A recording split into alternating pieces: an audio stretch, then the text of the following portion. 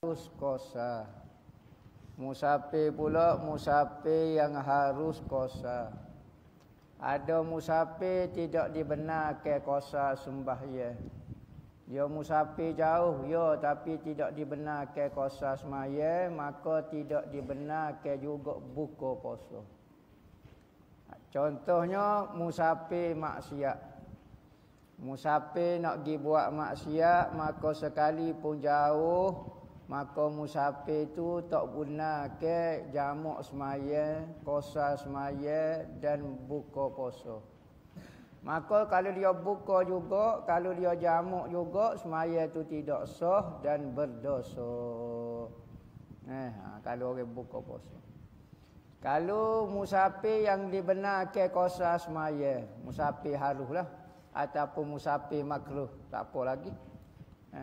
Maka dibenarkan dia untuk kosa semaya dan dibenarkan juga untuk berbuka puasa. Sekalipun dia tidak penat saja, awak sakit, awak lapar ke? Tak lapar pun, tapi saya nak buka juga, boleh, tak dosa. Tak syarat tahan lapar, tak syarat tahan tak cekak baru boleh buka puasa, tak. Semata-mata musafir saja, jauh perjalanan jarak dia, maka boleh buka puasa. Naik kapal terbang sini Kuala Lumpur misalnya, sejam saja, tapi boleh buka puasa dah, boleh buka puasa. Apa? Sebab kita musafir, jarak sini dengan Kuala Lumpur jauh, maka boleh buka puasa. Sekalipun perjalanan itu hanyalah sejam sahaja, boleh. Maknanya kalau kita buka puasa, minta dengan pramugari tu, Mek, mai air, apa air? Air haji, puasa ni boleh puasa ni. Yang mau nak buka puasa, boleh, tak ada masalah apa, tak dosa. Dan jika tiada masyakkah atasnya puasa sekalipun tidak payah. Maknanya tidak musafir naik kapal terbang sebentar, ya sejam, tak ada lapar, tak ada gapo, boleh buka puasa? Ya, boleh. Kerana dibenarkan buka tu bukan kerana masyakkah, tapi kerana musafir. Semata-mata musafir, penat tak penat, hukum dia boleh buka puasa. Tetapi afdal ia puasa. Tapi moleknya puasa lah. Kalau dia boleh taat, maka molek puasa. Kerana nak ganti bulan Ramadan ni tak serupa dah. Kita ganti bulan Syawal, Zulqa'dah, tak sama dah kita puasa dengan bulan Ramadan. Kalau dah kita buka gak, payahlah nak gantinya. Hari lain bukan hari Ramadan dah lah. Pahala bukan berlipat kali ganda dah lah. Itulah. Puasa tu boleh ganti, tapi pahala dia boleh ganti. Tak sama. Pahala tak boleh. Tetapi afdal ia puasa tatak kala itu, yakni ketika itulah. Tatak kala ni ketika itu. Dan harus berbuka puasanya pula orang yang buting. Buting ni orang mengandung. Buting ni biasa lembu, kubah sebut buting. Tapi dalam kita ni sebut buting pun orang mengandung pun dipanggil buting juga. Orang bunting dipanggil. Maknanya orang mengandung. Apabila dia mengandung, kita orang jatuh tak biasa mengandung. Kita tak tahulah kata mengandung ni penat ke tak penat. Kita mengandung seorang. Kita mengandung juga, tapi mengandung cara tak sakit. Anak benih kita ada di ujung sulbi kita, tapi nampak okey, standard, tak sakit perut, tak apa dia. Orang Tino ni dia masuk benih, dia tanggung 9 bulan, tanggung benda. Kandungan tu berat 1 kilo ke, 2 kilo ke, 3 kilo ke, sudah. Bayar ke, ambil gula 3 supit, 3 kilo, ikat di perut. 24 jam. Pergi masjid, bawa gula 3 kilo, tahan tidur, pergi tandah. Sehari tak apa lagi. 2 hari, kacing pinggan-pinggan. Maka orang tua kita mengandung kita gitu juga nak kau besar ni. Ni besar ni. Buah tak dengar kata ni. 9 bulan orang tua kita kandung dalam perut. Pun nak mati dah. Ikut air suruh nak buai suruh. Tapi tak boleh nak buai duduk dalam perut. 9 bulan. Tak sakit lagu mana pinggang, tak sakit gapo dia. Maka kalau mari bulan puasa, orang mengandung ni boleh buka puasa, boleh. Kerana apa? Kerana masyakkah.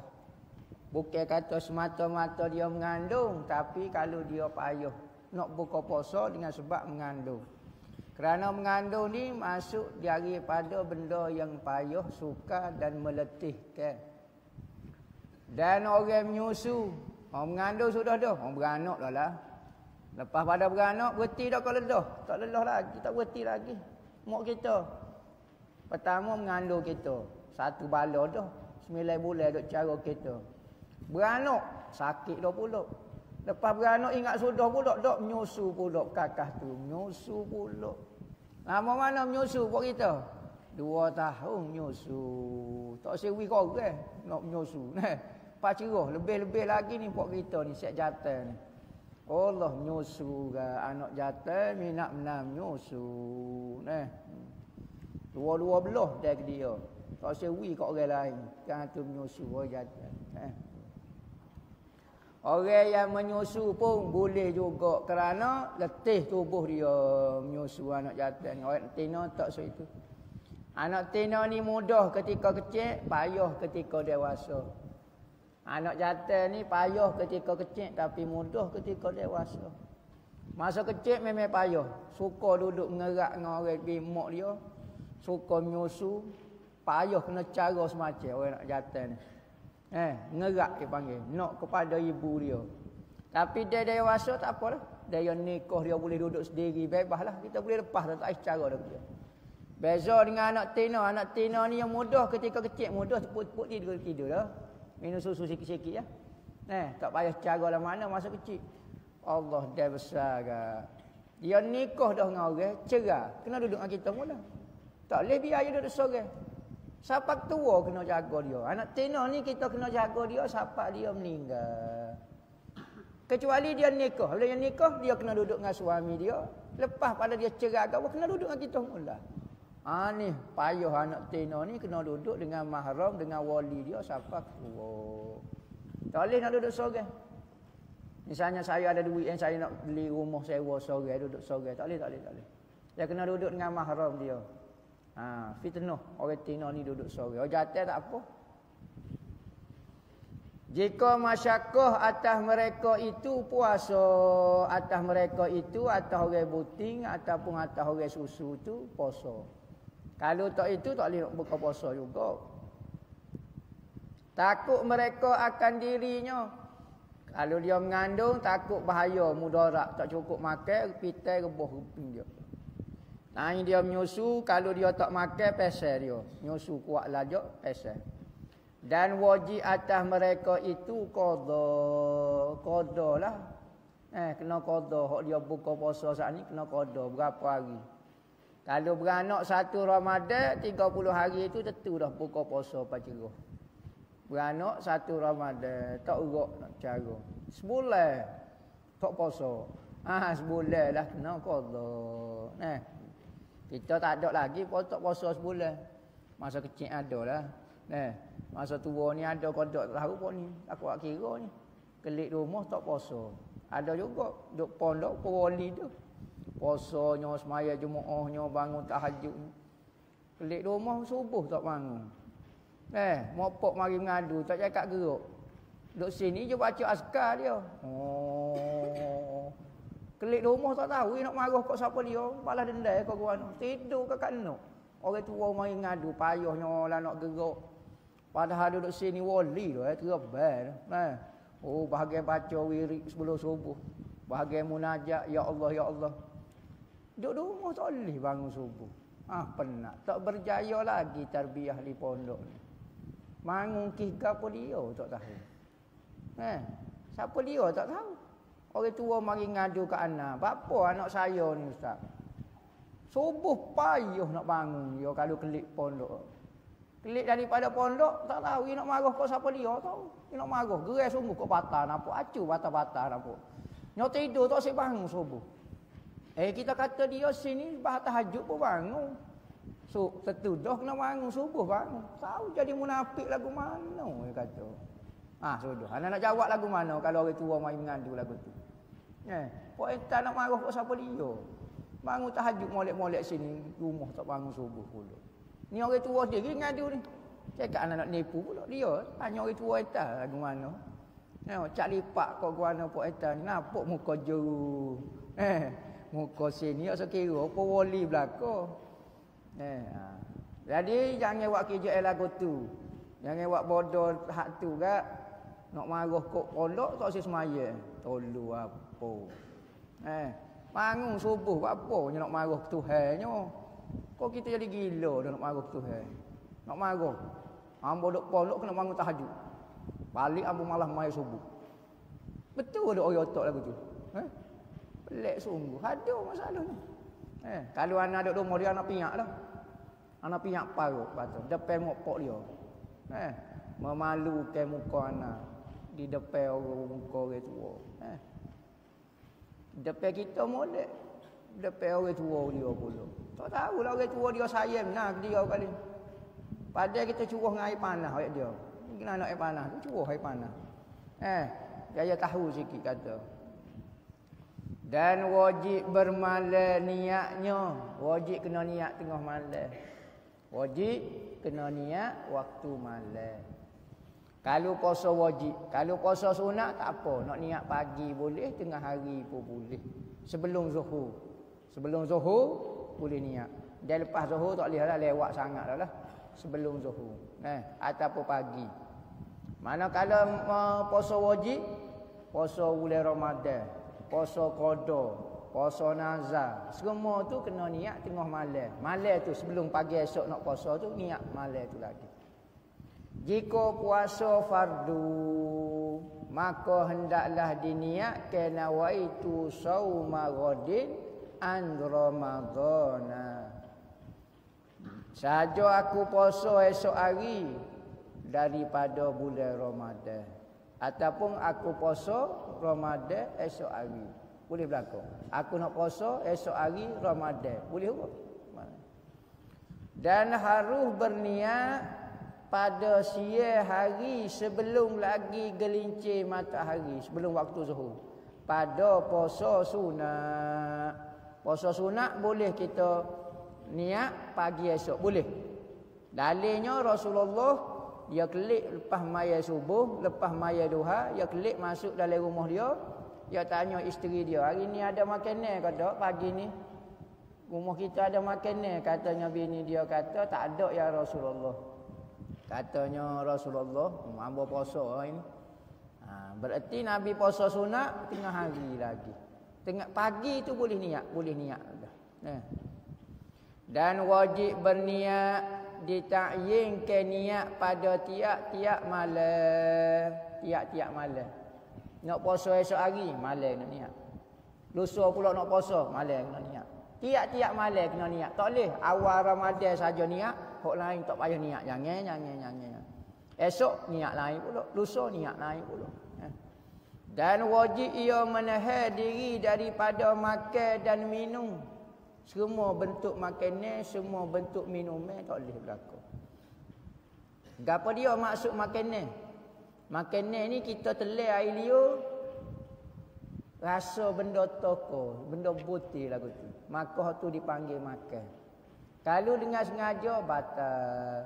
Sekalipun sedikit batal. Minum pula kita telan air liur terasa selain daripada air liur. Telan. Rasa muka lain. Rasa melo ko, Nescafe ko, maka tu masuk kategori minum. Sekalipun rasa darah, kita telan-telan rasa darah, sudah. Maka batal puasa kita, batal, masuk kategori minum.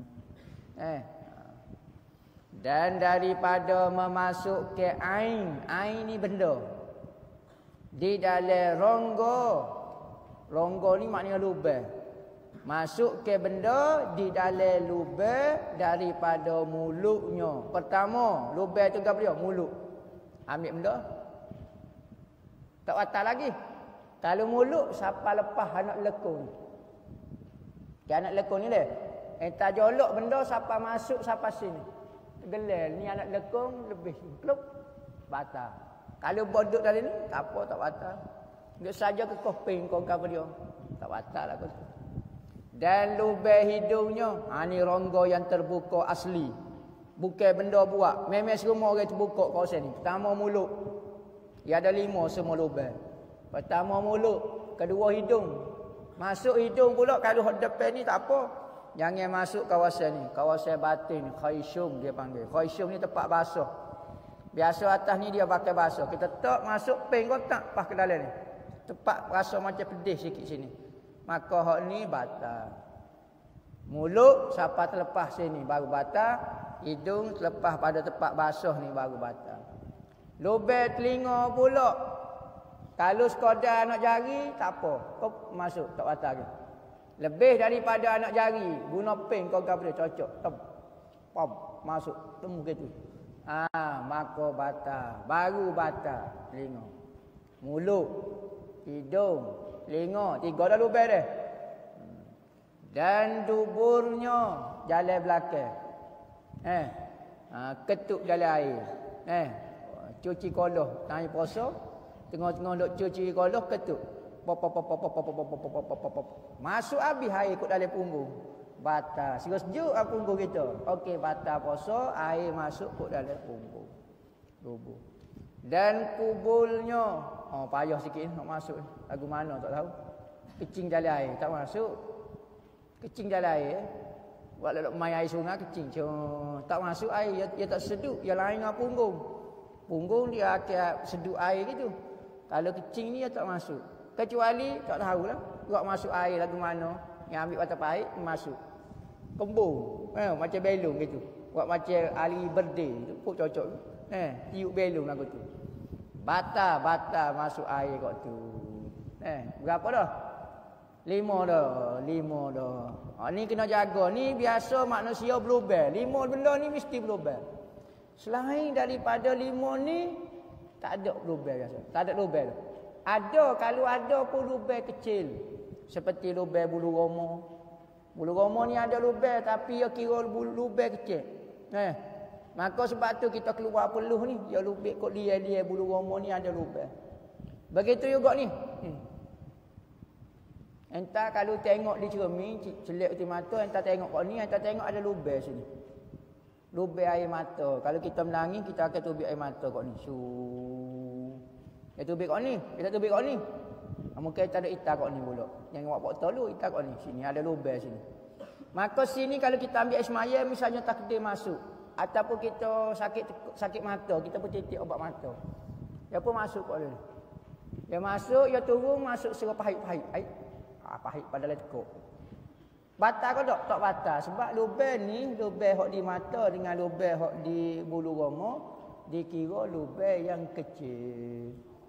Hok tak boleh buat masuk daripada lubang yang besar. Yang asli dah terbuka.